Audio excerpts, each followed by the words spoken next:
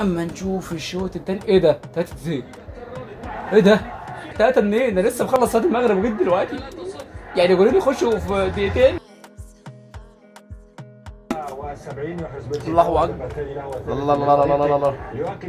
اساس من خط النص بعيد يمه. هو في كده فاضل ربع ساعه هو يخلص يعني. خلاص الاهلي كسب خلاص اول الدوري. وانا اللي كنت عشمان قلت بس حمدي فتحي ماشي من الاهلي خط النص هيبقى شوربه. عندي احساس ان الاهلي هيدخل جول رابع في الدقيقه 90 الرابع. انا قلت والله من الاول انا حاسس ان في جول هيخش بس في الدقيقه 90. انتم مبدرين قوي كده. حسب الله ونعم الوكيل. 4-0 اول ماتش. عارفه الجون الخامس لو دخل انا هقطع شراييني بالطوب. يا راجل تستفزني قوي. الاهلاويين مستفزين قوي حرفيا. اضحك عليه بقى. بصي اسكتي.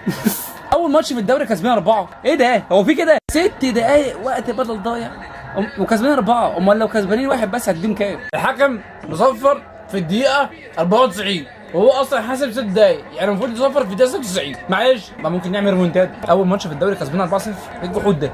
ربنا يستر علينا.